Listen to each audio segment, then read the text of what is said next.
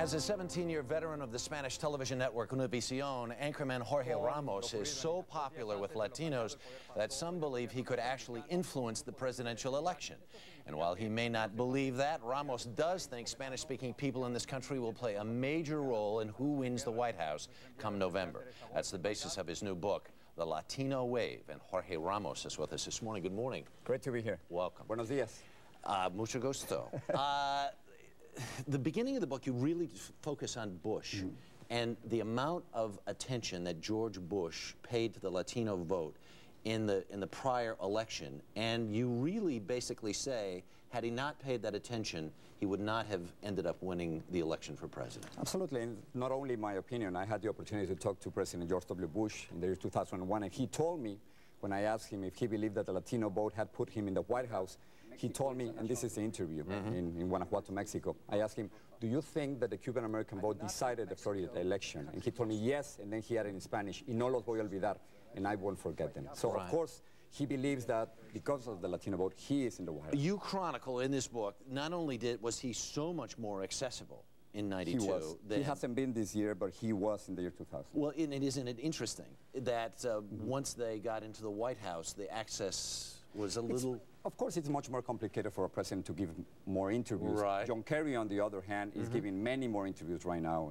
in Spanish. Does John Kerry speak Spanish? Both of them are trying. President Clinton used to say that he wanted to be the last U.S. president who didn't speak Spanish. President Bush is the first U.S. president who speaks Spanish, or should I say the first U.S. president who thinks that he speaks Spanish.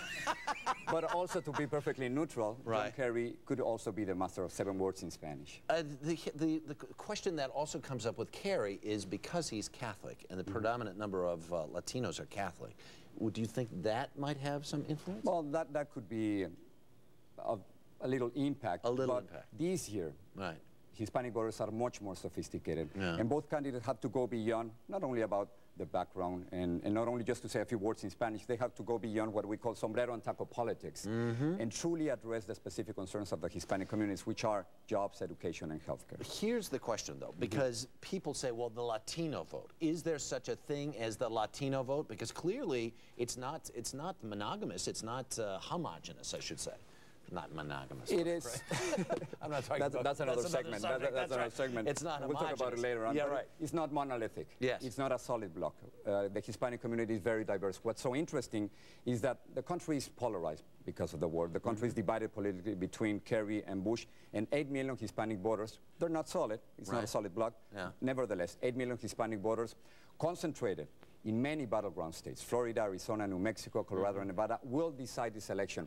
I had the opportunity to talk to John Kerry in East LA just a few weeks ago, and he told me it's entirely possible that Latinos, again, will decide this election, and this is the interview that we had in...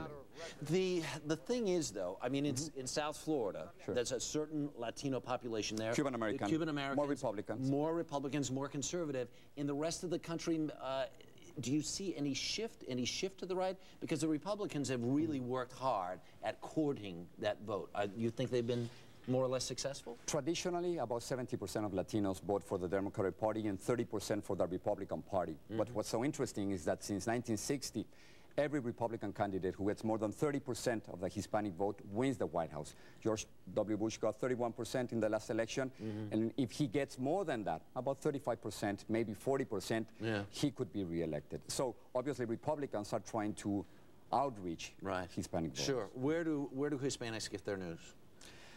From Spanish language television, mostly. Even those who are bilingual, now where they're preferring to get their news in Spanish, probably we're doing something right. I think that's true. Jorge, it's such a pleasure to see you. Thank you so much, Harvey. This is, if you care about politics, it's a very important book to read. Gracias. All right. De nada. The book is called The Latino Wave. Yeah, I'm now sounding like George Bush. Now here's Julie.